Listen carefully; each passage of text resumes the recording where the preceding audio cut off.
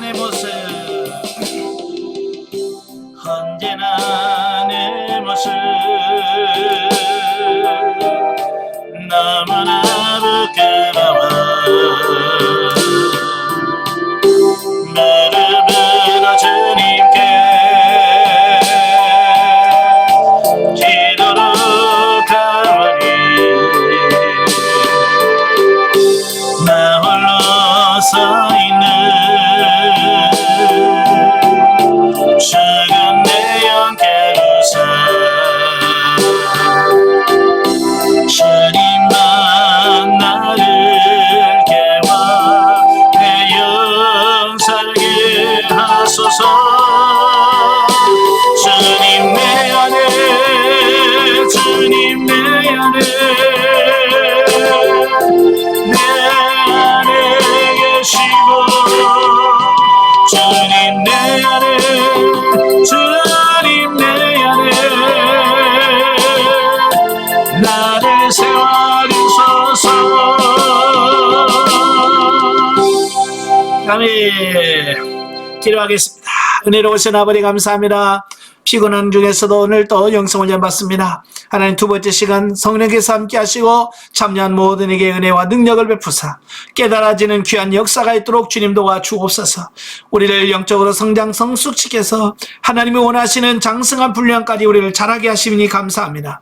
이 훈련을 통해서 우리 영혼이 날마다 새로워지며 자라갈 수 있도록 도와주시옵소서. 시종을 주님에게 맡겨오며 예수님의 이름으로 감사하며 기도합나이다. 아멘. 예, 오늘 두 번째 시간에는 훈련 과정 요약이라고 하는 그 유인물을 가지고 강의를 하도록 하겠습니다. 이 한 장인데요. 이 한 장은 훈련 과정, 이 3년 동안 받아야 될 내용들을 정리 요약해 놓은 거예요. 이것은 제가 훈련 과정을 마무리하고 이제 3년 과정을 마쳤을 때 하나님 어떻게 할까요? 하고 하나님께 기도했더니 주님께서 너 입문 과정부터 다시 읽으면서 정리해라 그러시더라고요. 예, 그래서 그때 제가 이 훈련 과정들을 쭉 읽으면서 이걸 어떻게 하면 이걸 요약해서 할 수 있을까? 그래서 요약을 정리를 해 놓은 게 바로 이거예요. 그러니까 20년이 넘었네요. 20년 전에 하나님께서 하라고 해서 했어요. 근데 이걸 해서 이제 훈련을 강의할 때 제가 썼더니 너무 좋다고. 너도 나도 이걸 다 또 베껴가지고 다 또 나눠주고 해서 훈련을 쫙 퍼져서 나누게 되어지는데요. 어찌 보면 우리가 이 집을 짓는 공사장에 가면 조감도라고 하는 게 있어요. 그죠? 이 큰 간판에다 그림으로 딱 붙여놨잖아요. 그러니까 아직 건물은 세워지도 않았어요. 공사 중인데 이 건물이 완성이 되면 이런 모습입니다 라고 해서 그림을 딱 붙여놔요. 그죠? 자, 그러면 그 조감도를 보면 이 공사가 마무리되면 이렇게 세운 건물이 나오겠네 라고 알 수 있는 거예요. 마찬가지로 오늘 이 훈련 과정 요약한 이 부분을 보면 내가 3년 동안 훈련을 받으면 내 모습이 이렇게 세워지겠구나, 이렇게 변화되겠구나 라고 하는 어떤 그런 밑그림, 조감도를 우리가 확인할 수 있다라고 볼 수 있습니다. 자, 우리가 이 영성을 형성하는 것을 우리가 이제 신령한 집을 짓는 어떤 그런 비유를 들었잖아요. 우리가 집을 지어요. 집을 지을 때 뭐 여러 가지 필요한 게 많겠죠. 예, 집을 짓는데 필요한 모든 것들 많이 있어요. 그 많은 것 중에 하나가 뭐겠어요? 예? 땅도 있어야 되겠고 재료도 있어야겠지만 정말로 중요한 건 뭐냐면 집을 튼튼하게 세울 때 기둥이 얼마나 튼튼하느냐. 그죠? 집을 지을 때 기둥이 얼마나 튼튼하냐. 이제 그게 굉장히 중요한 거예요. 그래서 그 기둥이 약하면 그 집은 무너지게 돼 있어요. 그래서 저도 예전에 시골에서 그 집 지을 때 보면 정말 기둥은 굵은 나무를 가지고 튼튼한 걸 세워요. 그 기둥을 세우고 그 다음에 용마루를 세우고 그 다음에 석가래를 세우고 그래서 집을 짓는 거거든요. 그래서 이 내 기둥은 집을 짓는, 신령한 집을 짓는 아주 중요한 중요한 내 기둥이다라고 볼 수 있습니다. 자, 보세요. 자, 집을 지어요. 집을 짓는데 중요한 게 뭐예요? 내 기둥이에요. 예, 내 기둥. 이 기둥이 얼마나 튼튼하냐, 잘 지었냐에 따라서 이 집이 견고하게 오래 설 수 있는 어떤 이런 부분들이에요. 그러니까 이것도 하나의 비유라고 설명을 드렸어요. 자, 첫째 기둥이 성령의 구원 사역. 첫째 기둥이 성령의 구원 사역이고요. 두 번째 사역은 기둥은 성령의 은사 사역. 그다음에 세 번째 기둥은 영성적 물질 관계. 네 번째 기둥은 영성적 대인 관계. 자, 이렇게 집을 짓는데 이 네 기둥이 존재합니다. 자, 이 네 기둥이 전부 다가 다 완벽하게 세워져야 그 집이 바로 설 수 있어요. 이 중에 뭐라도 하나 다 무너지면 어떻게 그 집이 무너지게 돼 있어요. 그죠? 우리 신앙생활하는 사람 보면 성도들마다 잘하는 게 있고 못하는 게 있어요. 그죠? 어떤 분은 하여간 물질 문제는 다 되는데 대인관계가 안 된 사람이 있고, 어떤 분은 대인관계는 참 좋은데 물질 관계만 들어가면 안 되는 사람이 있고, 이게 사람마다 그 차이가 있어요. 그게 뭐냐면 이 기둥, 내 기둥이 올바르게 바로 세워져야 되는데 이 내 기둥이 한쪽이 무너지면 다른 게 무너지게 돼 있다 그 말이에요. 그래서 이 내 기둥을 정확하게 잘 보고 내가 어떤 기둥이 약한가 그 살펴보고 그 약한 기둥을 보완하고 보충해가요. 옛날 제가 이제 시골에 살 때 보면 옛날에만 다 초가집이었잖아요. 초가집을 새마을 운동하면서 뭐 쓰레트 이우고 기와로 이우면서 지붕 개량을 했잖아요. 그래, 지붕은 개량에서도 벽은 기둥은 옛날 그 나무로 된 기둥이잖아요. 근데 그게 썩어요. 습기가 올라오고 썩어. 그러면 어떻게 하냐면 그 기둥을 갈아요. 기둥을 갈아서 또 새 나무를 갖다가 이렇게 바꿔 놓으면 또 집이 튼튼해지는 어떤 이런 부분을 많이 경험했거든요. 마찬가지예요. 여러분도 이 내 기둥을 바라보면서 내가 어떤 기둥이 약한가? 영의 성의 구원 사역이 약한가? 내가 은사 사역이 약한가? 내가 물질이 약한가? 내가 대인 관계에 약한가? 그래서 내가 어떤 부분이 약한지를 잘 보고 그 기둥을 보완해 가고 세워야 온전한 건물이 될 수 있다라고 하는 것을 보게 됩니다. 자, 이 시간에는 네 기둥 중에서 첫 번째 기둥이 뭐냐면 성령의 구원 사역입니다. 성령의 구원 사역은 우리의 영 안에서 이루어진다. 그래서 신자의 영의 영성이라고 말하기로 합니다. 우리 안에는 영이 거듭나고 그 영이 거듭난 영이 자라고 성장해서 예수 그리스도를 닮아갈 수 있도록 하는 그 사역이 성령의 내적 사역이면서 성령의 구원 사역이다라고 우리가 볼 수 있는 거예요. 그래서 제일 중요한 게 뭐냐면 성령의 구원 사역이, 이게 기본이 되어야 그 다음 것도 다 되어지는 거거든요. 그죠? 자, 보세요. 자, 내 기둥을 보시면, 내 기둥을 보면, 내 기둥마다 뭐가 있냐면, 네 단계가 있어요. 제가, 성지순례 가니까,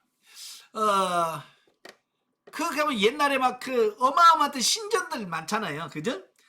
옛날 로마 신전들이 막 세워졌는데 그 막 높이가 막 10m, 20m 되는 막 그 기둥이 있어요. 엄청나게 뭐 우리가 아름드리보다 훨씬 더 굵은 돌 기둥을 세워졌는데 그게 하나로 쫙 되어 있는 게 아니고 그 기둥을 어떻게 그 시대에 그렇게 쌓았는지 한 5, 6m 되는 기둥을 올려놓고 또 그 위에다 또 올려놓고 그 위에다 또 올려놓고 4층, 5층 이렇게 기둥을 세워놨더라고요.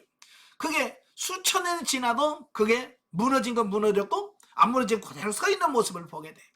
자, 그걸 보면서 우리도 이 기둥이 있는데 각 기둥마다 네 단계가 있어. 그러니까 한 기둥을 형성하는 데 있어서 1단계 기둥, 2단계 기둥, 3단계에서 이렇게 기둥이 돼 있다라고 하는 겁니다. 자, 그래서 이걸 보면 자, 기둥이 있습니다. 자, 기둥이 있는데 기둥마다 이렇게 4단계가 있어요.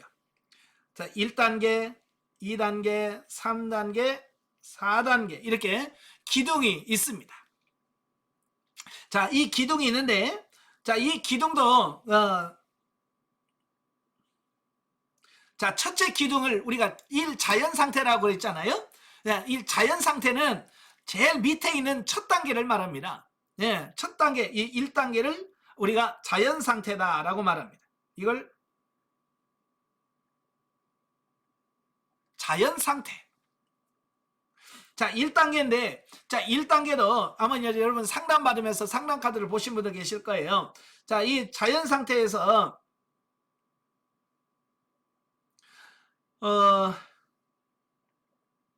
자연 상태도 3단계로 나뉘어져요. 제일 밑에 단계를 애급 단계, 그 다음에 광야, 그 다음에 가나안 1. 자, 이렇게 이 첫째 기둥 1단계도 이렇게 세 부분으로 나뉘어집니다.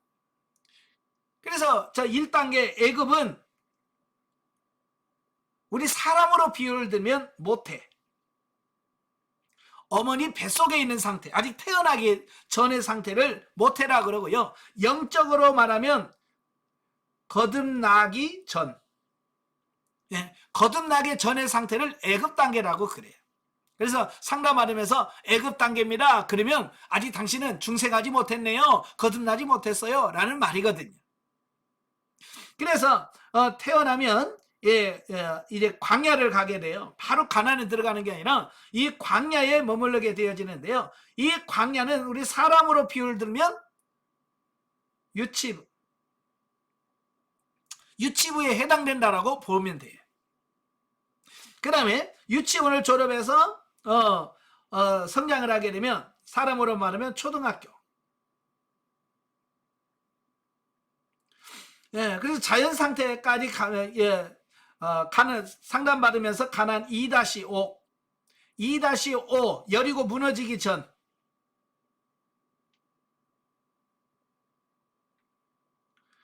이걸 자연 상태라고 이렇게 말합니다. 이해가 되시죠? 예. 자, 이렇게 해서 우리 사람, 이 영적인 상태, 성장은 우리 사람의 성장과 매우 유사해요. 아까 시간에 말씀드린 영적 비유로 영의 성장은, 몸의 성장은 영의 성장을 비유로 하고 있어요. 저도 처음에는 이 사실을 잘 몰랐어요. 근데 저도 이제 처음, 상담을 받았었잖아요. 제가 상담 받으니까 광야 8이라고 하더라고요. 광야 8일인데 도대체 이 광야 8이 어느 단계인지를 제가 감이 잘 안 와요. 그래서 하나님 앞에 주님, 내가 상담하는데 광야 8이라는데 이거 도대체 내가 이해할 수 있게끔 나한테 설명 좀 해주세요. 그랬더니 성령께서 니네 교회 유치부 많지? 아, 예, 많죠. 그 유치부를 잘 봐. 그래서 5살, 6살이 바로 너의 영적인 수준이야. 이렇게 말씀해 주시는 거예요. 자, 그러면서 이제 영의 성장을 사람의 성장하고 비유를 들어서 하는 성령께서 저에게 설명을 쭉 해주시는 겁니다. 그래서 이런 부분들도 모태, 유치부, 초등학교 이 나오는 게 그냥 나온 게 아니고 바로 성령님께서 저에게 조명해 주시고 제가 알 수 있도록 이렇게 조명해 주신 부분들이에요. 그러니까 사람들한테 광야 5예요 라고 해도 감이 안 와요. 왜? 도대체 광야 5가 무슨 단계인지 감이 안 잡히거든요. 그죠? 그런데 우리 사람으로 말하면 4살 수준이에요. 그러면 감이 확 와요. 왜? 우리도 4살을 지내왔고 우리가 자녀를 양육해가면서 4살짜리가 어떤 삶을 사는지 우리는 알고 있기 때문에 바로 4살이에요 라고 하면 아, 예 하고 금방 이해가 돼요. 그러니까 성령께서 우리를 가장 잘 이해하고 깨달을 수 있도록 비유적으로 설명해 주고 있어요. 아시겠죠? 그러니까 자, 이런 부분들은 또 어떤 분은 그래요. 아, 목사님 그게 성경에 나와요? 이렇게 질문하신 분인데 제가 말씀을 안 나와요. 성경에 이런 말 안 나와요. 예, 이건 비유로 영의 성장에 대한 비유로 성령께서 저에게 조명해 주시고 알게 하시고 깨닫게 하신 부분이에요. 아시겠죠? 예. 자, 그래서 제가 광야 8이라고 그랬잖아요. 광야 8은 사람으로 말하면 5세에서 6세. 예. 그 수준이라고 보시면 돼. 그 다음에 이 광야를 통과하게 되면 초등학교 1학년 입학한다라고 보시면 되겠습니다. 그래서 많은 사람들이 신앙생활을 그렇게 오래 하면서도 잘 몰라. 왜? 영이 어려서 그렇다. 아마 여러분들 처음 상담할 때 여러분의 영적 상태를 보시면 기억나시나 모르겠네요. 우리 수리하신 오래되신 분 어떻게 기억납니까? 처음 상담받을 때 광야 몇 단계요? 했을 때 그때 기억나세요? 예? 다들 실망한 얼굴 다 기억이 납니다. 아이고 아이고 하던 생각이 나요? 네, 그렇다니까요. 그러면서 자기가 그렇게 어리다는 것을 못 깨달아요. 예, 그래서 자기는 신앙생활 10년 하고 20년 하면 다 된 줄 알고 교회에서도 막 큰 소리 치면서 예? 이렇게 저렇게 하고 가르치고 그러잖아요. 참 옛날에 저도 그 모습이 너무 참 너무 부끄러웠던 기억이 납니다. 예. 자, 이 자연 상태. 그럼 자연 상태가 뭐냐? 자, 보세요. 정의를 한번 보겠습니다. 영혼이 자기 존재를 발견하고 인식하는 단계다. 이 자연 상태에서 가장 중요한 게 뭐냐면 영혼 인식입니다. 영의 인식. 자, 영 없는 사람 있어요, 없어요? 여러분 안에 나 영이 없는 것 같아. 손 들어봐요. 영 없어요? 영 다 있습니까? 네. 사실 영 없는 사람은 이 자리에 있으면 안 돼요. 영 없는 사람은 이 자리에 있으면 안 돼. 최소한 영안실은 가 있어야 돼. 그러니까 지금 여러분이 이렇게 앉아서 강의를 듣고 있다는 얘기는 영이 있다는 얘기예요. 그죠? 영이 있기 때문에 여러분 살아서 움직이고 저와 대화도 하고 이런 강의를 듣고 하는 거죠. 예. 근데 문제는 뭐냐면 영이 분명히 내 안에 존재하고 있는데 영을 인식하지 못하고 사는 사람들이 대부분이더라. 저도 이론적으로는 알아. 이론적으로는 우리 안에 영이 있다. 그냥 알아. 근데 제가 영을 인식하고 살지는 못해요. 저도 신앙생활 하면서 그래 나중에 죽으면 영이 천국 가겠지. 거기까지는 알았어요. 네, 죽어야 나는 영이 죽어야만 천국 가는 걸로 알았지. 그 영에 대한 인식이라든지 이런 걸 저도 인식을 못했어요. 목회하면서. 그렇다고 해서 영혼에 대한 구원에 대한 이런 그게 없었냐? 아니에요. 저도 구령에 대한 열정이 있었어요. 그래서 인천에 가면 부평역이라고 하는 큰 역이 있어요. 제가 안양에서 목회할 때 그 부평역을 이제 새로 막 건설하고 막 공사 중이었거든요. 공사 중인데 매주 목요일마다 매주 목요일 저녁이면 그 부평역 앞에 가서 예수천당 불신지옥 회개하라 그러면서 2시간씩 전도했어요. 매주. 그 전도하면서 정말 그 영혼을 살려야 된다. 영혼을 구원해야 된다는 그 열정을 가지고 그 열심히 전도하면서 때로는 겨울날 찬물로 그냥 찬물 끼얹어 가지고 그 얼음이 얼 정도로 그렇게 핍박을 받으면서도 그때 영혼을 살려야 된다는 영혼을 구해야 된다는 그 열정을 가지고 그렇게 전도를 했었어요. 그런데 훈련원에 가서 처음 입문과정을 딱 듣는 순간에 저에게 엄청난 충격이 왔어요. 네가 그렇게 영혼 구원 하는데 너 영혼을 아느냐? 너 정말 영을 아느냐라고 하는 그 성령님의 음성에 제가 충격을 받았습니다. 내가 그렇게 영혼 구원해야 됩니다. 영혼을 살려야 됩니다라고 외치면서 그렇게 전도하면서 했는데 정작 내 영의 상태도 모를 뿐만 아니라 영의 상태도 영적인 상태도 내가 몰랐다는 말이에요. 거기에서 제가 충격을 받은 거예요. 야, 이러면 안 되는구나. 그래서 하나님 앞에 제가 눈물을 흘리면서 강의를 들었어요. 왜? 뭐 때문에? 다른 게 아니야. 내 영의 존재도 인식하지 못한 채 내가 목회를 하면서 살아왔는 너무 그게 하나님 앞에 죄송한 거예요. 그래서 강의를 듣자마자 하나님 내 영을 발견하게 해주세요. 정말 내 안에 영이 있다면 내 영의 존재를 발견하게 해주세요라고 기도하았어요. 그런데 어느 날 영성훈련 받은 지 5개월 됐을 때 5개월째 돼서 가난 1-6인가 1-6 됐을 때예요. 어느 날 기도를 3시간 기도하고, 저는 8시부터 밤 11시까지 3시간 기도하고 이제 자야죠. 왜냐면 내일 새벽에 또 4시 5시부터 또 새벽 기도 해야 되니까, 예?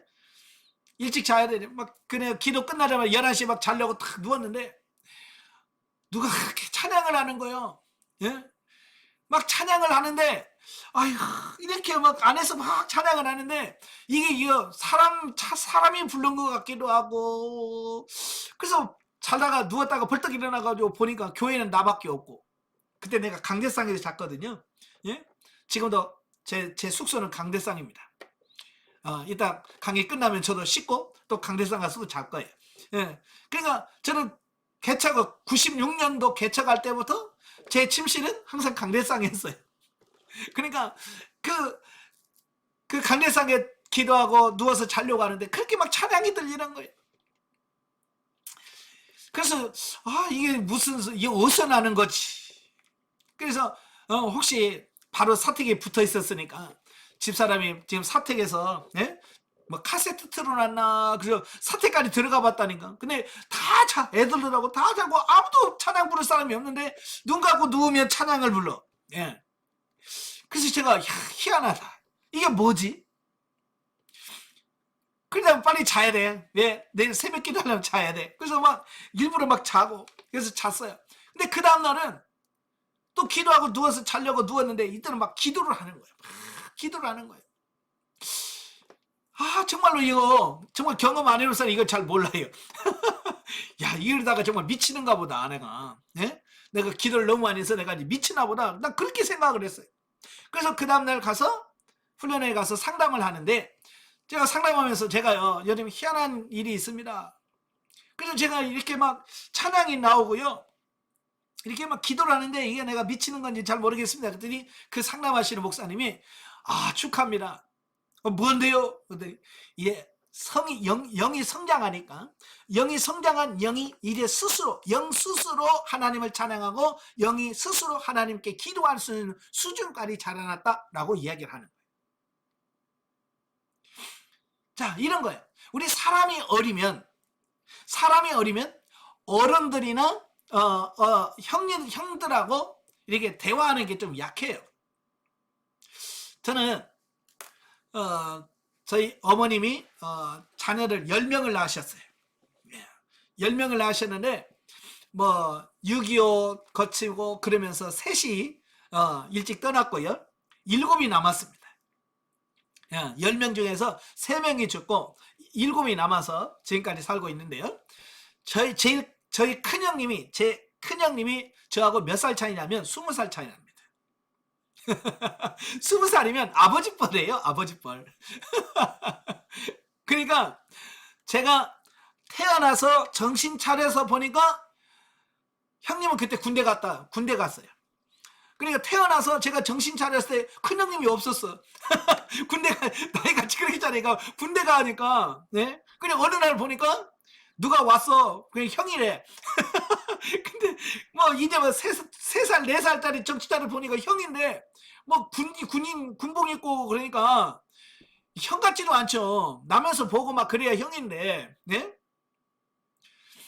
그래서 초등학교 들어가니까 군대 제대해가지고 서울로 올라가서 따로 살지. 그러니까 형님이라고 하지만 나이 사이가 너무 차이나니까 어떻게 같이 이렇게 살갑게 대화해 본 적도 없고 이런 게 없는 거예요.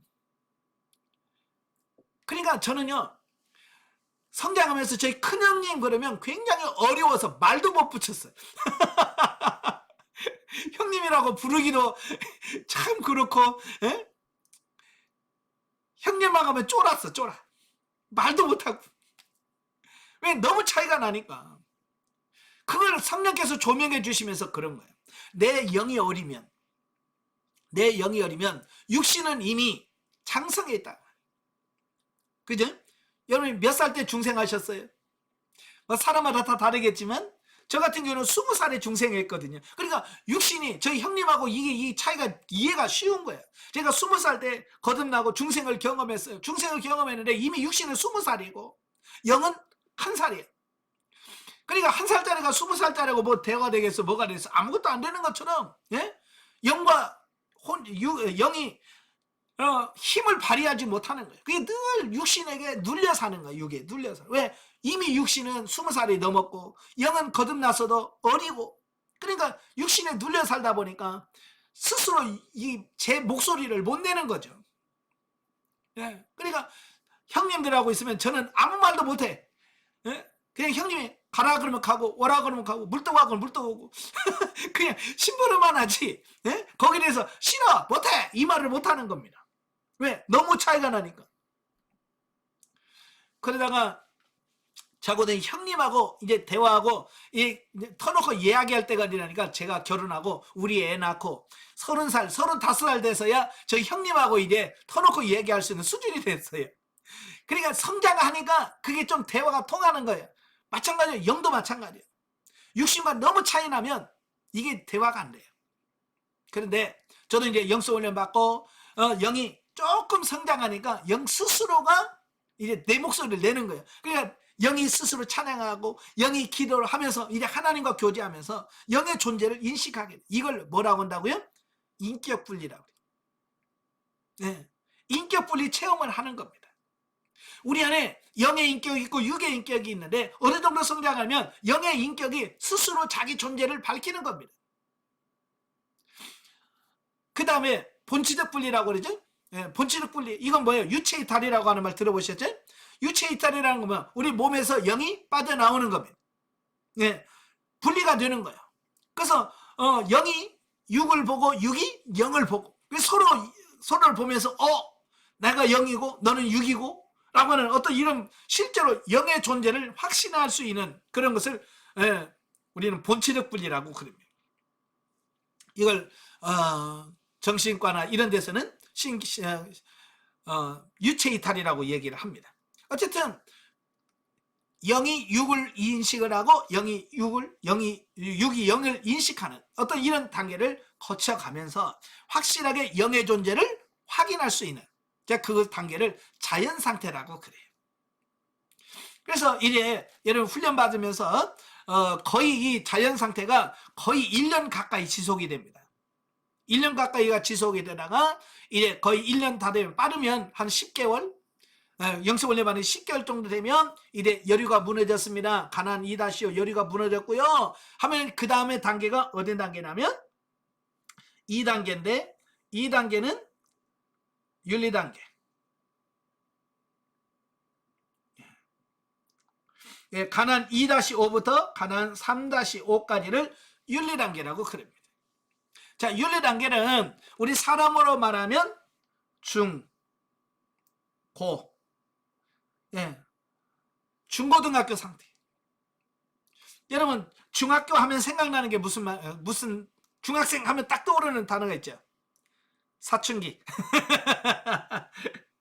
예, 사춘기가 와요. 영적으로. 육신에 그 사춘기가 있는 것처럼 영적으로도 사춘기가 옵니다. 예, 영적으로 사춘기가 와요. 그래서 많은 분들이 그래요. 목사님, 왜 이렇게 더 힘들어요? 아이고, 예, 다시 광야로 내려간 것 같아요. 라는 말을 많이 해요. 그래서 이때 사춘기, 영적 사춘기라고도 하기도 하고, 제2의 광야라고 그래요. 예, 제2의 광야라고 이렇게 말하기도 합니다. 영적 사춘기라고도 하고 제2의 광야라고 붙여지는 단계가 윤리단계입니다. 자, 윤리단계는 자 거기 정의를 보시면 하나님의 말씀을 영혼의 지성, 이성을 통하여 윤리적 차원에서 지켜 행하는 단계라.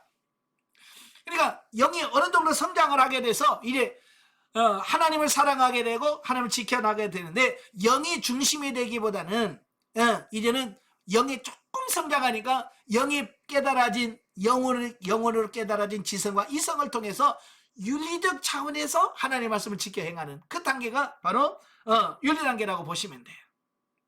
그래서 우리 사람도 그러죠. 이 사춘기에 보면 어쩔 때는 어른 같다가 금방 또 애처럼 바뀌어지고 이게 왔다 갔다 하잖아요. 사춘기는 이게 정리가 안 된 상태에서 왔다 갔다 해요. 마찬가지로 영적으로도 이 광야 단계에 들어가게 되면 어쨌든 내가 성장한 것 같고 어떤 날은 저 밑바닥에 내려가는 것 같고, 그래서 왔다 갔다 하는 이런 과정들을 경험하게 돼.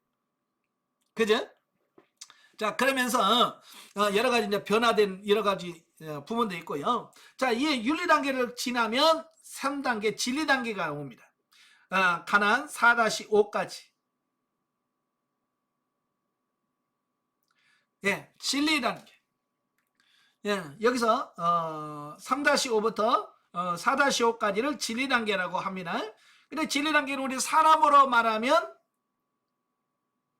대학, 청년부. 예. 여러분 청년만 돼도 대학생만 돼도 어때요? 생각하는 거나 이 모든 부분이 어때요? 많이 새로워지죠. 예. 예전같이 많이 달라집니다. 그만큼 성장하죠. 영적으로도 이 진리 단계에 들어가게 되면 많은 부분을 알게 돼, 깨달아집니다. 그래서 여기 보면 정의를 보면 영혼이 중심이 되어 하나님 말씀을 지켜 행하는 초기 단계로 영혼 몸이 신령한 집으로 지어지기 시작하는 단계라. 어찌 보면 인생에 많은 고민을 하다가 인생이란 뭐 이게 어느 정도 정리가 되어지는 게 대학교 들어가게 되면 거기가 정리가 되어집니다. 그죠? 예. 그래서 어떻게 해요? 이제 사람다운 삶을 살아갈 수가 있게 되어져요.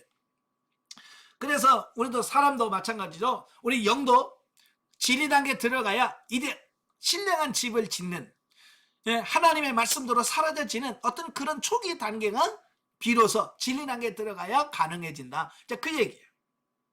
아시겠죠?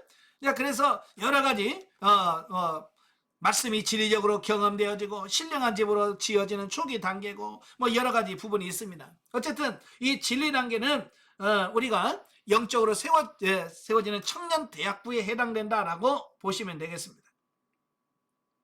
자, 그러면 이제 마지막 생명 단계입니다. 이제 가나안 4-5 이후를 생명 단계라고 그래요.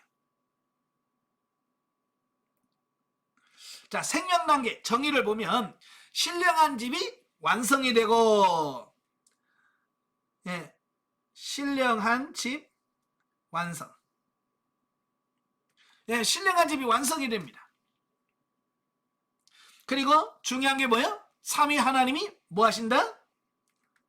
내주 내제. 예, 내주 내제 하시는 역사가 일어납니다. 자, 여기서 내주라고 하는 게 뭐예요? 내주라고 하는 것은 안에 거한다. 이제 삼위 하나님이 내 안에 들어와서 거하시는 걸 말합니다. 내제라고 하는 것은 뭡니까? 내 안에 들어오셔서 역사하시는 것을 말합니다. 그러니까 이 생명 단계에 들어와야 비로소 하나님이 내 안에 들어오셔서 나와 동행하고 동거하는 삶이 이루어지는 겁니다. 자, 이 생명 단계의 삶은 우리 사람으로 말하면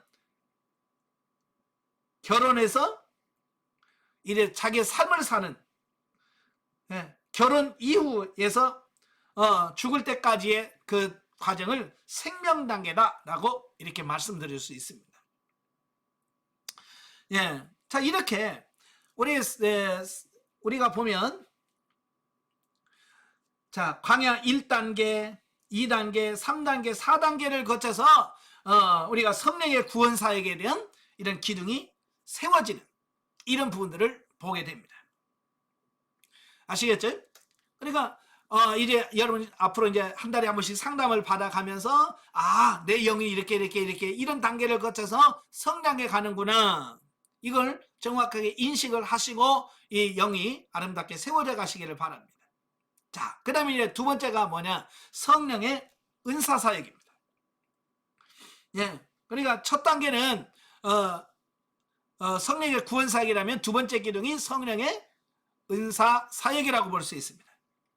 자, 여기도 마찬가지예요. 똑같아요. 기둥이, 네 기둥, 기둥이 있습니다. 모두 네 단계로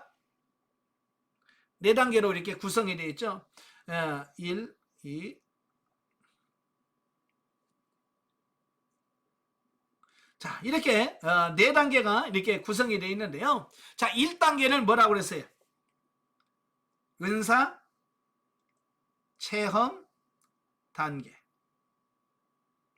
예, 은사 체험 단계. 그 정의를 보시면 뭐라고 써요? 성령의 9가지 은사가 육체에 경험되어지는 단계다. 예.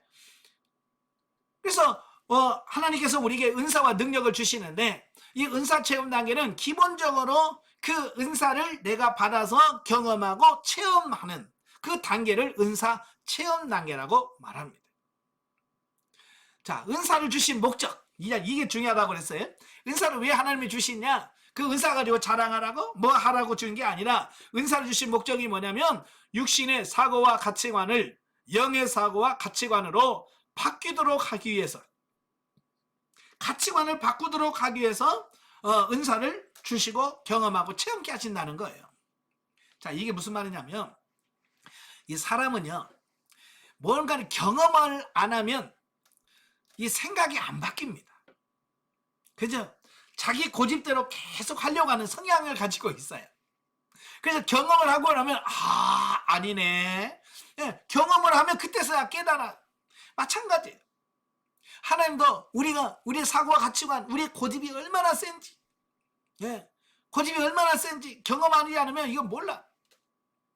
그래서 경험을 해봐야 우리의 사고와 가치관이 바뀌는 겁니다. 그래서 하나님이 어때요? 저와 여러분을 은사와 능력으로 은사를 주셔서 경험하고 체험하면서 우리의 사고를 육신의 사고에서 영의 사고로 바꾸도록 하는 그 작업을 해가시는 겁니다. 그러니까 이런 거예요. 예, 방언이 있다 아무리 얘기를 해도 자기가 안 하면 그게 진짜 맞아? 그렇잖아요. 자기가 은사를 안 받아보면 뭐 방언이 있다고? 진짜 그 방언 맞아? 그 알아듣지도 못한 말 그걸 해서 뭐한대? 예, 근데 자기가 경험해보지 않으면 그렇단 말이에요. 그러나 자기가 은사를 받아서 방언을 통해서 경험해보면 이거 진짜 되네? 이게 진짜네? 라고 해서 그 경험하는 순간 그게 바뀌어지는 겁니다. 아시겠죠? 그래서 하나님께서는 우리 육신 안에 머물러 있던 우리의 가치관을 영적으로 바꾸도록 하기 위해서 우리에게 은사와 능력을 경험시켜 주시는 겁니다. 아시겠죠? 그래서 은사와 능력을 많이 그런데 중요한 건 뭐냐면 이 은사 체험 단계에서 이 경험을 하려면 뭘 해야 되느냐라고 하는 겁니다. 은사를 체험할 때 뭘 해야 돼요? 기도. 은사와 기도는요, 뗄래야 뗄 수 없는 관계예요. 기도할 때 은사가 나타나고 기도하지 않으면 은사가 나타나지 않습니다. 그래서 예수님도 그 제자들에게 승천하시면서 마지막 부탁했던 게 뭐예요? 너 예루살렘 떠나지 말고 아버지의 약속하신 것을 기다려라. 그 아버지의 약속하신 것이 뭐예요? 성령님이에요. 예, 그래서 그 제자들이 열흘 동안 마가의 다락방 모여서 열심히 기도했습니다. 예, 기도하니까 오순절날에 성령이 임한 거예요. 그래서 말할 수 없는 방언이 터지게 되고 각가지 이적과 기적들이 나타나게 되고, 기도할 때 그런 역사가 나타나는 거예요. 그러니까 기도하지 않으면 이런 역사가 나타나지 않습니다. 그래서 제가 여러분들 몇 시간 기도하라고 그랬어요? 5시간씩 해야 된다. 대부분의 은사가 안 돼요 하시는 분들 보면 기도 얼마나 해요? 나름대로요. 나름대로 안 돼. 그 나름이 뭐냐? 나름이라는 것은 사실은 5분 하고도 나름이요 끝이요. 10분 하고 나름 그럼 끝이. 그러니까 이 나름이라는 것은 의미가 없어요. 나름해 갖고는 안 되고요. 정말 하나님이 원하시는 수준까지 해야 돼. 기도의 분량이 채워져야 돼. 아시겠죠? 기도의 분량이 채워져야 돼. 근데 각자가 기도의 분량이 달라요. 마치 그 배터리의 용량이 각자가 다른 것처럼, 모델마다 그 배터리 용량이 다르잖아요. 마찬가지로 각자가 용량이 다 달라요.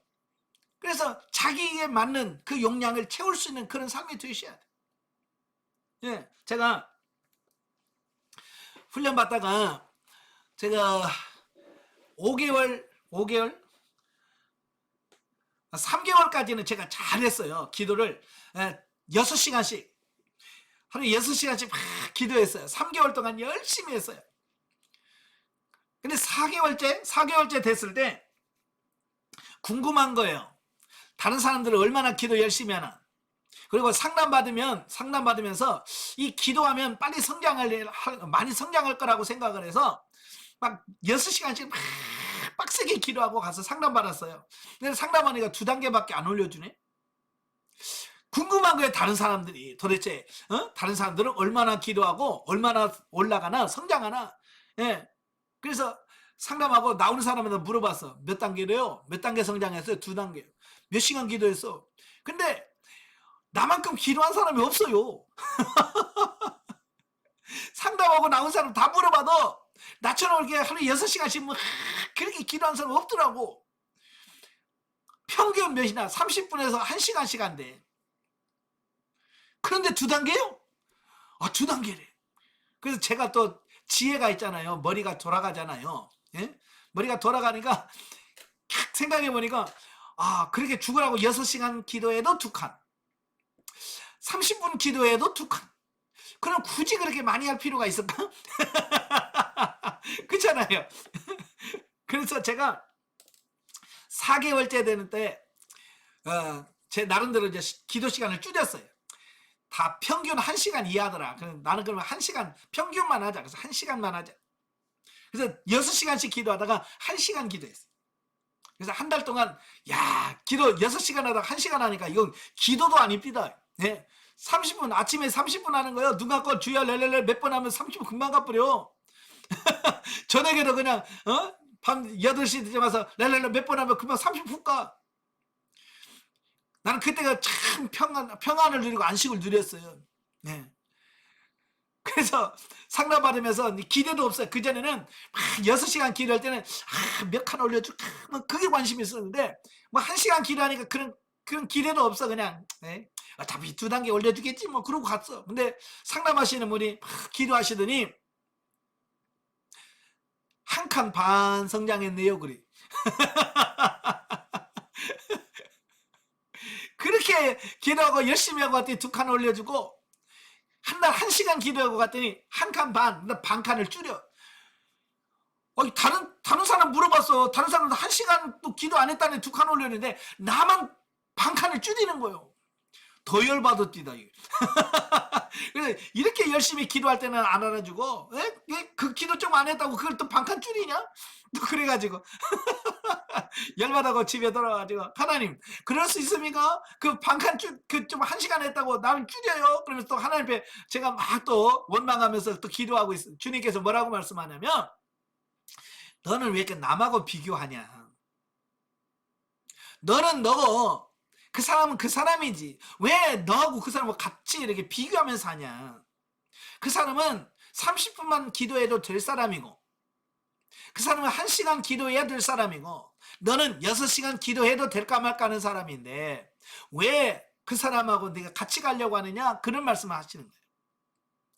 그때 내가 깨달은 게 뭐냐면 사람마다 각자가 다르구나. 각자의 분량이 다르구나. 그래서 여러분들에게 제가 설교하면서 그냥 여러분의 기도의 분량을 놓고 하나님 내 기도의 분량이 몇 분입니까? 라고 하나님께 기도해서 자기 분량에 맞게끔 기도하라.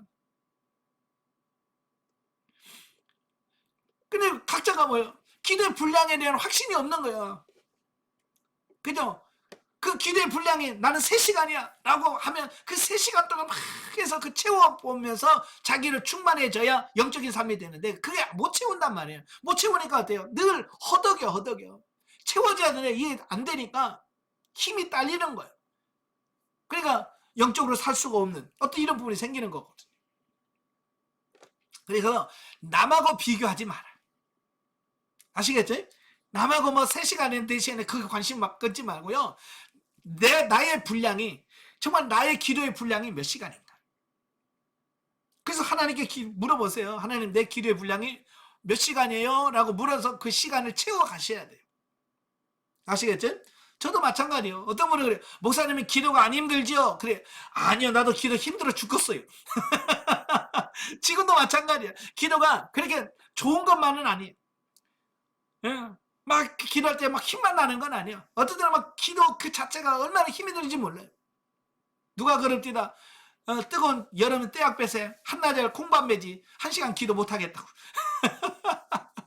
그러니까 기도라는 게 콩밥 매는 것보다, 여름 뜨거운 땡볕에서 콩밥 매는 것보다 기도가 더 어렵다는 거예요. 그래서 중세 수도사들이 많이 무슨 얘기하냐면 기도는 노동이다. 네, 기도는 노동이다까지 표현했어요. 그러니까 기도가 쉬운 게 아니에요. 그러니까 만만히 봐서는 안 되는 거예요. 아시겠죠? 예, 기도가 저절로 되는 게 아니에요. 싸우는 겁니다. 그래서 훈련하시던 분들이 종종 저한테 그래요. 목사님 기도가 너무 안 돼요. 그래서 제가 그래요. 그럼 때워. 그럼 때워. 그러잖아요. 그게 무슨 말이냐면 내가 내 기도의 분량이 2시간이다. 그러면 뭐 졸리든 뭐든 막 피곤해도 상관없어. 그냥 1시간을 때워보는 겁니다. 2시간을 때워보는 겁니다. 몸부림을 쳐보는 거예요. 그런 과정 속에 어때요? 기도가 안 되는 것 같은데 그런 과정을 거쳐서 내가 영역이 덧입혀지고 기도할 수 있는 힘이 생겨지고, 예, 그래서 기도 2시간씩 앉을 수 있는 시간, 그런 능력이 되고, 그래서 나중에는 된단 말이에요. 그러니까 안 된다고 포기하지 말고 그 소망을 가지시고 열심히 하시길 바래요. 은사는 기도와 아주 밀접한 관계가 있습니다. 아시겠죠? 충분한 부르짖는 기도. 기도도 묵상 기도가 아니라 부르짖는. 예, 특히 방언 기도를 많이 하셔야 돼요. 영이 성장하는 데 있어서 방언 기도는 굉장히 중요합니다. 예, 저도 사실은 방언은 제가 20살 때부터 방언을 했어요. 방언을 했는데 뭐 여러분이나 저나 똑같이 무슨 말인지 못 알아먹으니까, 그죠? 기도하면서 도대체 내가 지금 뭔 기도를 하고 있는 거야 모르니까 그 방언에 대한 확신, 또 왜 방언을 해야 되나 이걸 잘 몰랐어요. 그런데 영성훈련을 받으면서 방언이 중요하다는 걸 깨닫고 나서 그 다음에 방언으로 기도하기 시작을 했는데요. 방언 기도 하라니까 방언은 기도했죠 뭐. 근데 이래 제가 방언 기도를 막 처음에는 다 6시간 방언 기도하니까 너무 신나고 재밌더라고요. 예. 그런데 사실 방언 통역이 안 되니까요, 나중에는 힘들어요. 그죠? 너무 힘들어. 뭐 영은 좋은데 내가 도대체 무슨 기도를 하는지를 모르니까. 그래서 제가 하나님께 방언으로 기도하다가 너무 육신이 힘드니까 나중에 3시간 기도하는데 2시간 50분은 방언으로 기도하고 10분, 마지막 10분은 제가 하고 싶은 기도를 한 거예요. 제가 하고 싶은 기도가 뭐겠어요? 육신이 하는 기도는 뭐겠어요? 교회 부흥시켜주세요. 그 다음에 돈 없습니다. 돈 주세요. 성도들 붙여주시고요. 자, 이런 기도 있잖아요. 이 기도를 안 하니까 육신이 너무 힘들어요. 그래서 3시간 기도하는데 2시간 50분은 방언으로 기도하고, 예? 나중에 10분은 내 기도하고. 그게 한 달 동안 해보니까 그게 기도해도 안 돼요. 성도 그렇게 보내달라고 해도 한 명도 등록을 안 해. 돈 달라고 하는데 맨날 돈은 없어. 그 한 달 동안 하면서 깨달아진 게 뭐냐면, 내가 달라고 해서 되는 게 아니구나. 육신의 것을 구한다고 되는 게 아니구나. 그저 이제 방언이 하나님의 말씀인 걸 믿고 기도하자. 그래서 방언으로 기도하고 3시간 동안 온전히 기도하고 온전히 방언으로만 기도하기 시작을 했어요. 그러니까요, 딱 육신의 것을 딱 내려놓는 순간 뭐가 되냐면 통역이 되더라고요. 내가 포기하니까 통역이 되더라고요. 그래서 방언이 통역이 되는데 제가 방언으로 기도하면 동시 통역이에요. 입으로는 방언하면서 통역이 돼서 내가 알아들을 수 있는 그 말이 타닥타닥 되는 거예요. 신기하더라고요. 네. 그러니까 방언으로 라라라라라 하는데 소리는 랄랄란데, 방언 통역이 사랑하는 아들아 내가 너를 사랑하노라부터 막 쫙 그래서 막 알아들지는 거예요. 너무 신기한 거예요. 예. 이제 여러분도 기도하다 보면 이래 통역이 되어지면 이래 내가 이런 기도를 하고 있구나, 이게 확실히 알아진다고 말이에요. 아시겠죠? 그래서 방언 기도를 많이 하시고요. 자, 2번째 단계는 실용 단계입니다. 예. 가난 2-5에서 3-5까지를 실용 단계. 우리 사람으로 하면 중, 고 당사라고 했지? 자, 실용 단계는 뭐냐? 그 정의를 한번 보세요. 정의를 보시면 은사를 활용함에 있어서 혼이 중심이 되어 육신의 이익을 위하여 사용하는 단계다. 예, 이래 은사를 경험하다 보면요, 이 통역을 경험하다 보면 너무 신나는 거예요. 왜? 기도만 하면 막 알아지고 깨달아지고 막 주의 음성이 들리니까 너무 신난 겁니다. 근데 이걸 영적으로 바뀌어서 영이 성장하도록 이걸 해야 되는데, 이 음성을 듣다 보니까 육신이요, 욕심이 생겨요. 예, 그래서 육신의 이익을 써먹으면서 뭐라고 기도하냐면, 하나님, 뭘 해야 하나님 돈 벌 수 있을까요? 뭐 이런 거 있잖아요. 예? 저도 이제 성도들 누가 오면, 하나님 우리 교회 등록할까요? 안 할까요? 사람이 오면 이제 그런 거 있잖아요. 내게 유익이 되는 거, 이런 걸 구하게 되고, 자꾸 나중에 제가 뭐라고 기도하냐면, 하나님 로또 복권 몇 번이에요? 제가 그걸 묻고 있더라고. 방은 통역이 되니까, 예? 로또 복권 몇 번이요? 라고 하니까, 로또 복권 제가 번호를 물었어요. 근데요, 그게 안 들리면 문제가 들리더라고요, 사실. 예, 로또 몇 번이에요? 라고 기도하고 물으니까 번호가 6개가 착착착착착 나와요. 그래서 막 썼지. 막 적어놨어요. 그래서 로또 복권 한 번도 안 사봤거든요. 사러 가려고 하다 보니까 무슨 생각이 드냐면, 내가 이 은사 가지고 로또를 댄들 이게 정말 내가 유익이 될까? 그리고 하나님께서 이 방언 통역의 은사를 주신 것이 겨우 로또 복권이나 물으라고 하나님 주신 건가? 라는 그 마음이 쑥 들어오는 겁니다. 그러니까 감히 가서 로또를 못 사겠는 거예요. 이미 번호는 받았는데 못 사는 거야. 그때 사볼 걸. 제가 후회를 지금 합니다만은 그래서 결국은 지워버렸어요. 내가 안 샀거든.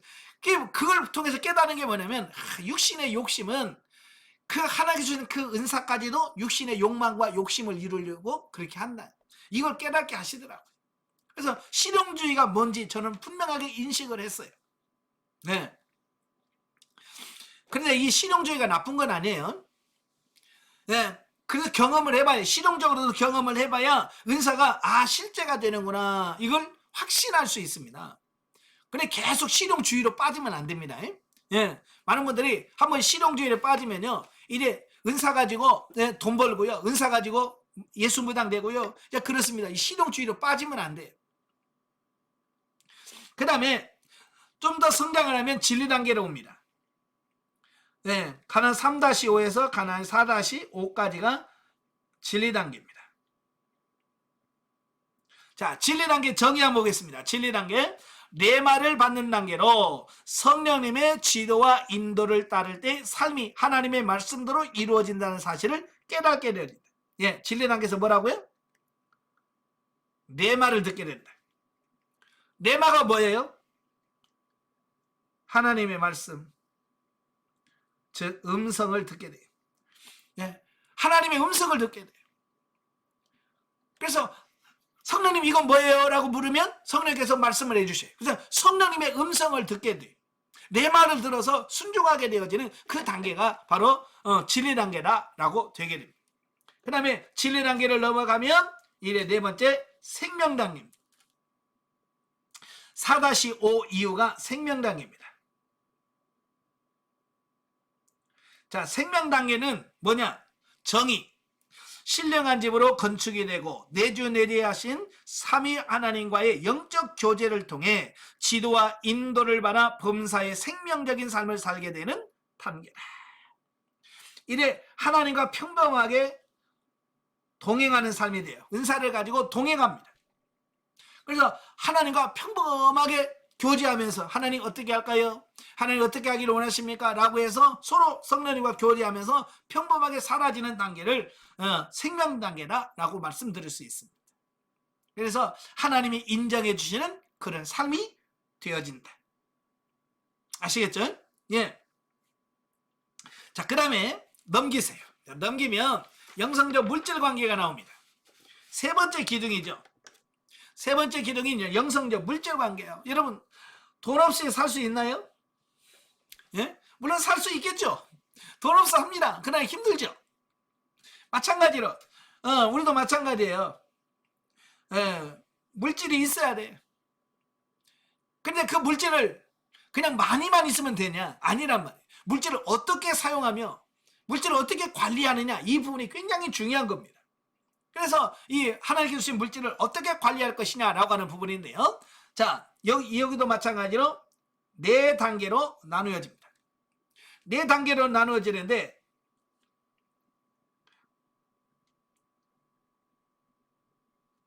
제 1단계를 무슨 단계라고 하냐면 의무와 책임 단계.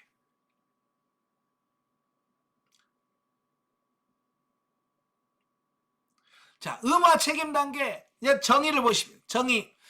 혼의 열심으로 헌금을 하며 하나님께 드리는 헌금이나 이웃에게 하는 구제 행위를 기독교인으로서 의무와 책임감으로 하는 단계다. 그러니까 물질이 있는데 물질을 가지고 헌금을 하거나 뭘 해도 정말 하나님의 은혜에 감사해서 주님의 뜻에 따라서 물질을 쓰는 게 아니라 그냥 기독교인으로서 의무와 책임감으로 하는 겁니다. 아이고, 권사니까 11조 안 하면 안 되지. 아이고, 또 주일날 또 헌금해야 되겠네. 자, 이런 거예요. 그러니까 정말 은혜 감사해서 하나님께 찬양하는, 헌금하는 게 아니라 의무와 책임감으로, 그냥 권사니까, 나는 집사니까, 나는 뭐 목사니까라고는 어떤 그런 의무와 책임감으로 하는 단계다라고 할 수 있어요. 근데 여기서 중요한 게 뭐냐면 물질의 주인이 누구냐는 거예요. 이 의무와 책임 단계에 있어서 물질의 주인은 누구겠어요?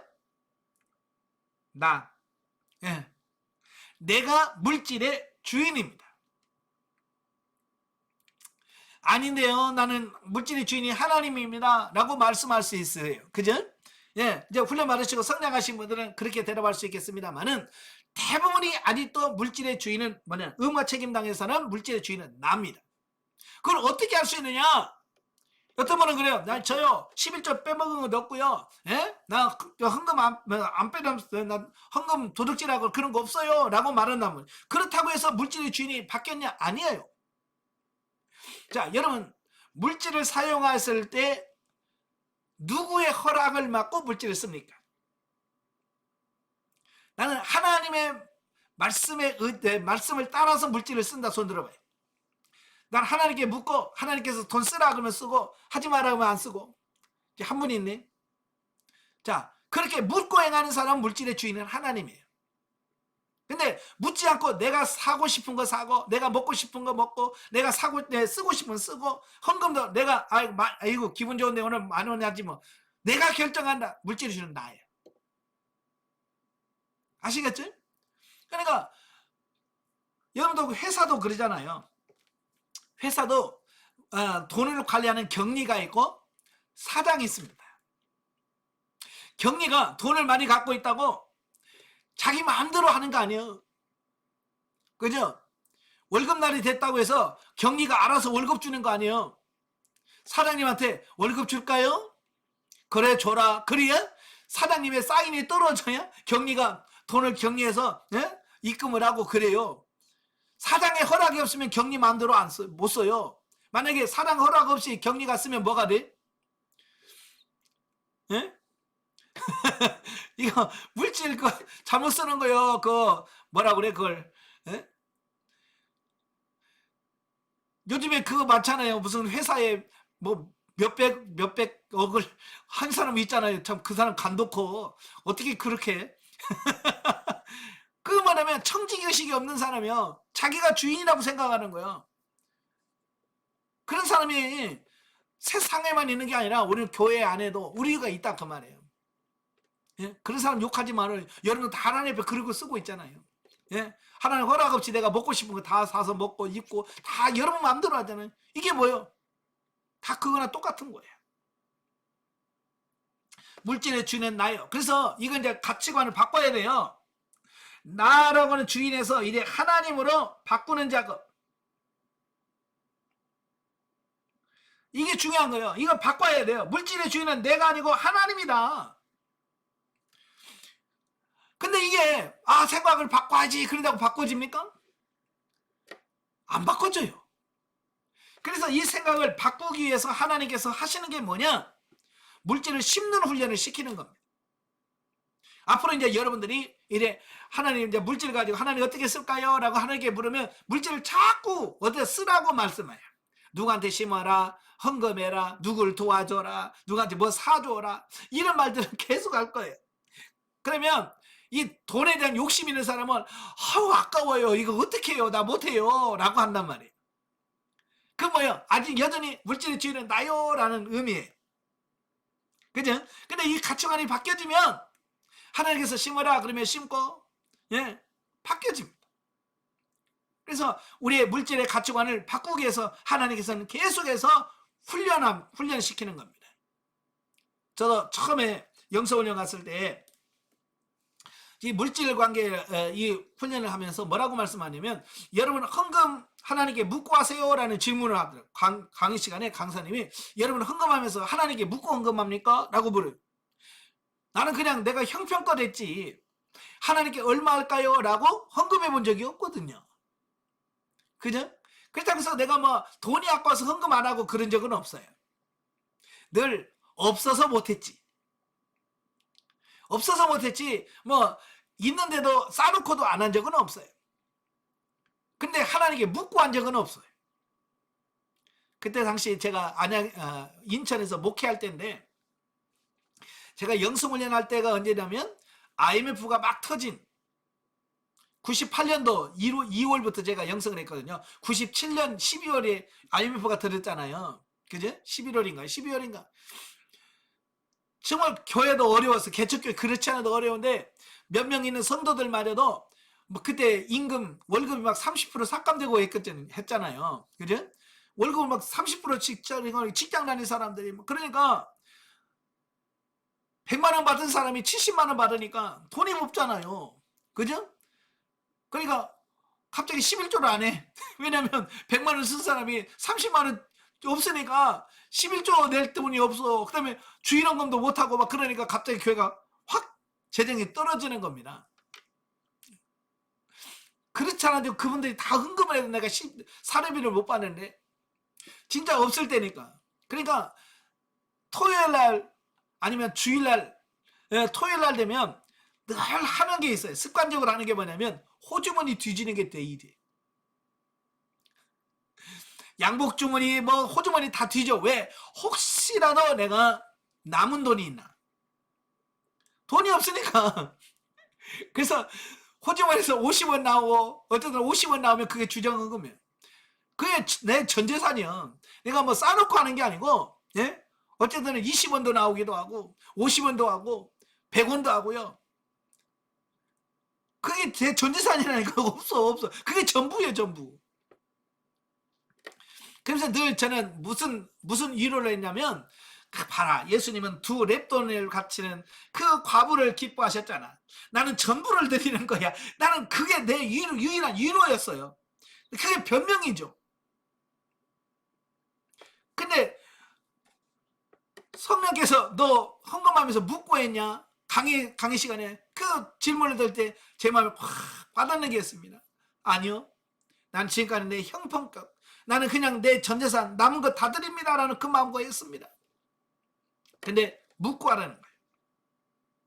그래서 하나님께 기도했죠. 하나님, 헌금도 묻고 하라는데요. 내 사정을 다 치는 하나님, 주정금은 얼마 할까요? 그래, 눈을 감고 주님 주정금 얼마 할까요? 라고 이렇게 기도하는데 눈을 감았어요. 눈을 감았는데 내 눈앞에서 10,000원짜리가 왔다 갔다, 파란 배추가 왔다 갔다 해요. 분명히 내가 눈을 감았어. 눈을 감았고 하나님 어떻게 할까요? 라고 하는데 그 내 앞에서 10,000원짜리가 왔다 갔다 해요. 무슨 말인지 알겠더라고요. 여러분도 무슨 말인지 알겠죠? 예? 10,000원 해라 그 말로 내가 들려들어. 그래서 네, 알겠습니다. 사실은 1,000원도 못하는 주제예요. 그때 내 교회 사례는 그래서 진짜 1,000원짜리도 못하고 50원, 100원 하고 막 그럴 때니까 사실은 자신이 없었어요. 그런데 하나님께서 딱 보여주시니까 네, 알겠습니다. 이번 주부터 제가 주정금 10,000원 하겠습니다. 라고 하나님께 서원을 하고 주정금 봉투에다가, 옛날에는 작정을 못했어요. 왜? 뭐 돈이 들어온다는 보장이 없잖아요. 그러니까 1,000원도 이게 작정을 못하는 거예요. 왜? 보장이 없으니까. 그런데 거기다 10,000원을 작정했어요. 그리고 하나님 만원하겠습니다 라고 작정을 하고 놓고 기도를 하는데요. 희한한 것이 그 주부터 10,000원 헌금할 수 있도록 기가 막히게 채워주는 겁니다. 희한한 거예요. 그 전에는 호주머니 뒤지는 게 일이었는데요. 호주머니 안 들어도요. 토요일날 딱 되면 주일날 되면 10,000원 할 수 있도록 형편이 돼요. 금요일까지 돈이 하나도 없어요. 그럼 토요일날 누가 와? 하나님 누구를 보내시더니 누구 와요? 와서 하나님께서 보냈어요. 와서 이야기하다가 가면서 봉투 하나씩 주고 가. 네. 그래서 주정금을 정말로 할 수 있도록 잘 인도하시는 거예요. 너무 감사한 거예요. 그걸 보면서 내가 그동안 환경만 너무 핑계댔구나. 하려고 하는 마음이 없었고 하나님께 드리려고 하는 중심이 없었구나. 하려고만 하면 하나님께서 하십니다. 아시겠죠? 그 뒤로부터 지금까지 하나님께 늘 묻고 합니다. 얼마 할까요? 그래서 1년 지나고 나서 2년째 되는 날 송구영신 예배 때 하나님께 기도했습니다. 하나님 1년 동안 10,000원 할 수 있도록 하신 하나님, 이제 금년에는 이제 새해는 얼마 할까요? 그랬더니 10,000원짜리 2장이 겹쳐서 왔다 갔다 10,000원짜리 2장이 왔다 겹쳐요. 그러니까 10,000원은 어떻게 했는데 20,000원, 아이고야 이걸 어떻게 되나? 근데 1년 동안 경험했잖아요. 하나님이 늘 채워주신 경험하니까 자신감이 생기는 거예요. 그래서 예 알겠습니다. 그래서 주정금 20,000원 작정을 했어요. 그리고 하나님께 또 감사한 게 뭐냐면 이거 하나님 채워주신 하나님 너무 은혜 감사합니다. 하나님 내가 주정금 20,000원 하고요. 제가 감사한 건 10,000원 더 하겠습니다. 사례비도 못 받는 주제에 하나님께 그렇게 했어요. 그래서 주정금 20,000원, 감사한금 10,000원 해서 한 주에 30,000원씩 하겠습니다. 희한한 거예요. 주에 그들만 되면 30,000원이 탁탁 생기는 거예요. 희한하게. 그래서 한 번도 돈이 없어서 주정금을 못하거나 감사금을 못하지 않을 정도로 하나님께서 계속 채워주시는 거예요. 진짜 그걸 경험하면서 진짜 물질의 주인은 하나님이구나. 이걸 명확하게 깨달은 겁니다. 그래서 지금도 그래. 송구영신 예배가 되면 하나님께 주정금 얼마 드릴까요? 감사금은 얼마를 드릴까요? 선교금은 얼마를 드릴까요? 건축원금은 얼마를 드릴까요? 이렇게 해서 하나님께 다 물어요. 그래서 다 이렇게 리스트를 뽑아가지고 그걸 다 하나님께 작정을 합니다. 그래서 그 11조 다 작정을 한 다음에 그걸 하여. 근데 지금까지 하나님께서 기가 막히게 다 채워주시고요. 다 할 수 있게 하신 거예요. 예. 마음이 없지. 하려고만 하면 다 됩니다. 자, 그 다음에 두 번째 단계가 실용 단계입니다. 실용 단계. 이 실용 단계는 정의가 뭐라고 그랬어요? 헌금이나 이웃을 위한 구제를 하나님으로부터 복을 받는 것이 목적이라 하는 단계다. 복이 목적. 예. 바로 이 실용 단계에 들어가면 이제 복이 목적이 돼요. 아까도 경험했잖아요. 제가 1년 동안을 10,000원 할 수 없는데 기도하고 하니까 10,000원씩이 되는 거야. 그러니까 확신이 되니까 뭐예요? 와, 되네? 그래 20,000원하고 30,000원 헌금했잖아요. 그러면서 내가 심으면 하나님께서 그 심은 것에 10배, 30배, 100배까지 주시는 겁니다. 이걸 경험을 하는 거예요. 그러면서 이 가치관이 바뀌어지는 겁니다. 이렇게 하면 진짜 부자가 금방 되겠네 라고 하는 그 생각 때문에 어떤 복을 받는 것이 목적이 되어서 헌금을 하거나 구제를 합니다. 그러다가 세 번째 단계 진리 단계에 들어갑니다. 진리 단계에 들어가니까 심고 거두는 단계 물질에 대한 소유의 개념이 하나님의 것으로 확신되어지고 진리로 심어 의의 열매로 거두는 단계라 그랬어요. 예, 이 진리 단계에 들어가니까 심을 것과 먹을 양식 구분할 수 있게 돼. 예, 심을 씨앗과 먹을 양식으로 구분이 되더라고요. 그러니까 물질을 보면 이건 먹어야 될 것인지 이거 심어야 될 것인지에 대한 분별이 생기는 거예요. 그러면서 가치관이 바뀌어지는데 뭐라고 바뀌냐? 이게 하나님의 것이구나. 예, 모든 것이 하나님의 것이구나라고 하는 가치관으로 바뀌어지더라고요. 그러면서 하나님께서 시키면 순종하게 되어지는 그 단계를 보게 됩니다. 그 다음에 네 번째가 생명 단계입니다. 자, 생명 단계는 뭐냐? 신령한 제물로 지어지고 성령의 지도와 인도를 받아 물질을 사용함으로 하늘에는 상급이 쌓이고 현세에서 여러 배를 거두는 생명력 역사가 풍성히 나타나는 단계다. 그랬어. 네. 이 생명 단계에 들어오게 되면 이제 물질이랑 가치관이 완전히 바뀌어져요. 그래서 내 것이라고 하는 게 없어지고요. 다 모든 게 하나님의 것이라고 하는 가치관으로 바뀌어지니까 이게 뭐예요? 하나님 어떻게 쓸까요? 라고 하나님께 물어서 주님께서 말씀하시는 대로 물질을 쓰다 보니까 이 세속재물이 신령한 재물로 바뀌어지는 겁니다. 그래서 하늘의 창고에 쌓여지고 또 하늘에만 쌓이는 것이 아니라 이 땅에도 여러 배를 거두게 하시는 이런 경험을 통해서 넉넉히 살아가게 하시는 이런 부분들을 보게 됩니다. 예.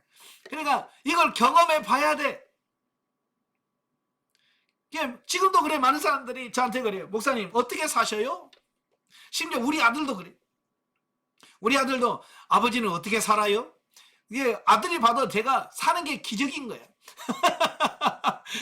네. 훈련받는 분들 뻔하잖아요. 훈련비 받는 거 뻔하지. 성도 없는 거 뻔하지. 그런데도 제가 여유있게 사는 모습을 보니까 우리 아들이 신기한 거예요. 그러니까 아버지 도대체 어떻게 살아요? 제가 그러죠. 나 걱정 마라. 나는 예전에 다 심어놓은 거 다 열매 따먹고 산다. 예, 훈련받으면서 열심히 주님께서 심으라고 할 때는 열심히 심어놓은 거야. 그러니까 그 심은 것에서 열매를 거두어서 지금도 거두어요. 거두면 또 뭐예요? 다 먹으면 안 되잖아요. 거둔 것 중에서 일부는 또 심어. 일부는 또 심고 또 일부는 먹고 하니까 이게 심고 거두는 이게 되니까 이게 마르지 않는 샘물처럼 계속해서 이걸 유지가 되어지는 겁니다. 아시겠죠? 근데 여러분도 이제 심고 거두는 부분이 생명 단계에 들어가게 되면 이래 물질의 여유가 생겨지고요. 자, 그다음에 이제 마지막 네 번째 기둥이 뭐냐면 대인관계예요. 대인관계는 여전히 네 기둥이 있습니다. 예, 대인관계로 네 기둥이 있습니다. 1, 2, 또 각 단계가 있죠. 1단계를 본능 단계라 그래요. 자, 본능 단계. 이 본능 단계 정의를 보십니다. 자, 사회의 일반적인 윤리 기준으로 이웃을 대하는 단계. 자, 이 본능 단계에 있는 사람은요, 그냥 사회적 그냥 윤리가 기준이에요.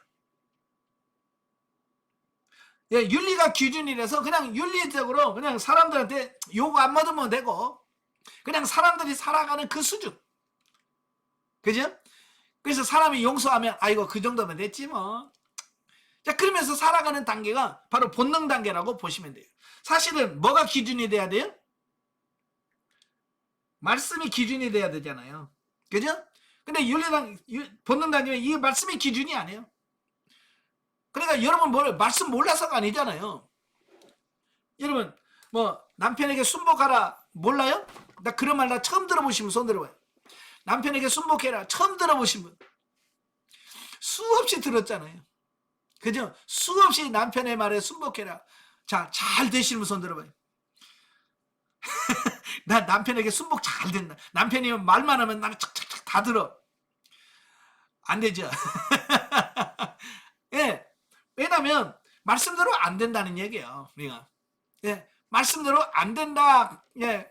그 얘기를 하고 있는 거예요. 이게 그러니까 말과 행동이 일치가 안 돼. 이게 본능인 거예요. 그래서 누가 그러잖아요. 한 대 때리면 한 대 때리고 한 대만 때리니까 한 대 맞으면 두 대 때리고. 예? 자, 그런 게 우리가 본능이잖아요. 그죠? 우리가 그렇게 살아. 그러니까 우리가 세상 사람들과 똑같이 사니까 세상 사람들도 인정을 못 받는 겁니다. 분명히 예수님 뭐라고 그랬어요? 예, 오리를 가자면 심리를 가지고 속옷을 다르면 겉옷까지 주고 오른뺨을 치거든 왼뺨도 돌려대라. 이게 예수님이 원하는 삶인데 우리는 그렇지 못한단 말이에요. 그죠? 그게 너무 안타까운 거예요. 바로 우리가 본능 단계에 살기 때문에 그런 거예요. 그래서 이제는 본능 단계에서 좀 더 성장을 하게 되면 윤리 단계입니다. 두 번째 단계 윤리. 자, 여기서 말하는 윤리라고 하는 것은 여기도 1단계에서 윤리가 나오는데 2단계에서 윤리인데요. 자, 여기서 1단계 윤리는 세상 윤리입니다. 세속 윤리. 여기서 말하는 윤리는 기독교 윤리입니다. 예. 그러니까 같은 윤리라도 세상 윤리와 기독교 윤리는 달라요. 예. 세속 윤리는 하나님과 관계없이 형성되어진 사람들과의 관계 속에서 맺어진 윤리를 세속 윤리라고 그래요. 또는 일반 윤리라고 하는데요. 예. 모든 나라 사람들마다 윤리라는 게 있습니다. 그죠? 그래서 옛날 시골에서 어른들 보면 인사하고, 뭐 그런 거 기본이잖아요. 그러니까 어른들이 가면, 이놈아, 어른 보면 인사해라. 어렸을 때 저도 많이 들었던 얘기거든요. 예? 그게 윤리예요. 세상 윤리. 근데 여기서 이 윤리 단계에서 말하는 윤리는, 그건 윤리가 아니라 기독교 윤리예요. 이건 하나님의 말씀을 따른 윤리예요. 예. 그러니까 자기가 아니라 이제 한 성경에서 말하는 윤리예요. 이건 뭐냐면 이걸 윤리 단계에서는 뭐냐면 하나님을 의식합니다. 이 본능 단계에서는 하나님이 의식이 안 돼요. 자, 예를 들어서 이런 거예요. 자기 아내가 너무 이뻐요. 마음에 들어. 그러면 본능 단계는 뭐라고 하냐면, 내가 그래도 잘 뽑았지. 내 마누라는 잘 뽑았어. 뭐 이런 거잖아요. 자기가 마치 부인을 얻은 것처럼. 그죠? 자기 능력인 것처럼 착각한단 말이에요. 그런데 윤리 단계에 들어가면 자기가 잘나서 선택을 잘해서 좋은 아내를 받은 게 아니라 하나님이 주셨구나. 그러니까 모든 사회, 부부 사이에도 하나님이 짝을 지어줬구나. 자녀들도 마찬가지예요. 본능 단계에서는 아유 어쩌다 저런 걸 나가지고 내가 아유 미역국을 먹고 막 그러면서 그렇게 생각한단 말이에요. 그러나 윤리 단계에 들어가면 그렇게 아니라 하나님이 저 아이의 영혼을 내게 맡겨주셨구나. 그러니까 같은 자녀인데 내가 가치관이 바뀌니까 생각이 달라지는 겁니다. 남편이 바뀐 게 아니라 내가 바뀌어지는 거예요. 예? 그러면서 이제 그 윤리가 바뀌어지니까 삶이 달라지는 거예요. 아내를 바라보는 시선, 남편을 바라보는 시선이 달라지는 거예요. 그 전에는 아이고 진짜 재수없어 저런 사람 만나가 내가 평생 이렇게 사니 내가 억울하지 이렇게 산다면 남편에 대한 관계가 어때요? 좋아요? 나빠요? 안 좋지요. 마음에 안 드니까. 그러니까 밥도 안 챙겨주고 안 해주고 싫으니까 그냥 누구 말대로 그냥 죽지 못해서 사는 거지. 이게 부부가 아니고 그냥 음으로 사는 거예요. 하나는 그렇게 원하는 게 아니잖아요. 그죠? 성경적으로는 정말로 부부가 사랑하면서 둘만 사랑하는 것이 아니라 그것이 하나님과 나와의 관계까지도 이어지도록 원하시는 거예요. 바로 윤리 단계로 성장을 하게 되고 그 다음에 바로 셋째 진리 단계입니다. 자, 진리 단계는 뭐냐? 정의 보십시다. 자, 영혼이 주체가 되어 대인관계를 맺게 되는 시점으로 상대방을 통해 하나님이 말씀하고 있다는 것을 인식하는 단계를. 진리 단계에 들어가면요. 이제 사람이 바라보는 시선이 달라져. 예전에는 그 사람의 말이 그냥 사람의 말로 들렸는데 이제 사람의 말이 하나님의 음성으로 들렸죠. 자, 여러분들에게 질문 드려볼게요. 자, 남편의 말이 잔소리로 들려요? 아직까지 난 잔소리로 들린다. 아직도 남편의 말이 잔소리로 들리면 아직도 본능 단계에서 윤리 단계 사이로 왔다 갔다 하는 삶이에요. 이제 남편의 말이 하나님 음성으로 들린다. 아내의 말이 하나님 음성으로 들린다. 진리 단계에 들어갔다고 보시면 돼요. 예. 그래서 이제 사람의 말이 아니라 하나님의 음성으로 들려져. 이게 진리 단계 그 다음에 생명 단계에 들어가게 되면 생명 단계에 들어가면 영 중심으로 풍성한 대인관계 삶이 흘러넘치는 단계로서 5가지 신분에 맞게 되는 삶을 말합니다. 이제 사람을 육신으로 바라보지 않고 영혼으로 바라봐. 예. 그러니까 너무 사랑스러워지게 되고요. 자, 그렇습니다. 자, 이렇게 네 기둥이 있습니다. 성령의 구원 사역 0, 성령 은사 사역 6, 그다음에 영성적 물질 관계, 내영성적 대인 관계라고는 이 네 기둥이 얼마나 잘 세워졌느냐에 따라서 여러분의 신앙의 집이 얼마나 견고하게 세워지냐, 이게 결정이 돼야죠. 근데 우리는 이 기둥이 견고하지 못하고 흔들리는 거예요. 맨날 어떤 사람은 막 물질이 흔들려가지고요. 예? 이 신앙 전체가 흔들흔들거려요. 예? 어떤 사람은 대인관계 맨날 싸워가지고요. 예? 신앙의 집이 흔들흔들거려요. 하나만 흔들리면 괜찮게요. 이 네 기둥이 다 흔들려. 네 기둥이 흔들리니까 그 집이 어떻게 견고하게 서겠어요? 여러분의 신앙이 어떻게 견고하게 서겠어요? 이래 이 네 기둥에 대한 정확한 인식을 하시고요. 이렇게 네 기둥이 완전하게 세워져서 흔들리지 않고 요동하지 않은 믿음과 신앙을 계속해서 유지해서 정말로 하나님이 원하시는 아름다운 생명적 단계를 사는 여러분이 되셔야 됩니다. 그러려고 하니까 어때요? 이 훈련을 통해서 계속해서 성장에 가시고 성숙에 가야 되겠죠. 아시겠죠? 예. 다음 시간에는 훈련 과정의 총론을 같이 보겠는데요. 11페이지서부터 27페이지 위에까지 다음 주에 할 겁니다. 예, 27페이지 위에까지 총론부터 쭉 읽어오시면 좋겠습니다. 아시겠죠? 예. 기도하겠습니다. 하나님 아버지 감사합니다. 오늘도 우리를 사랑하셔서 귀한 말씀을 듣게 하신 아버지, 정말 우리가 영적으로 네 기둥 네 단계가 바르게 세워져야 되는데 그렇게 세워지지 못한 부분을 주님 용서하여 주시고 이제부터 이 훈련을 통해서 완전하게 세워져서 하나님이 원하시는 그런 영적인 삶을 사는 우리들이 되어지게 하옵소서. 1단계에 머물러 있지 않게 하시고 2단계, 3단계, 4단계로 날마다 세워져 가는 우리가 될 수 있도록 도와주옵소서. 한 주 동안 성령님 도우시고 은혜 베풀어 주옵소서. 예수님의 이름으로 감사하며 기도합나이다. 아멘. 하나님께 감사드립니다.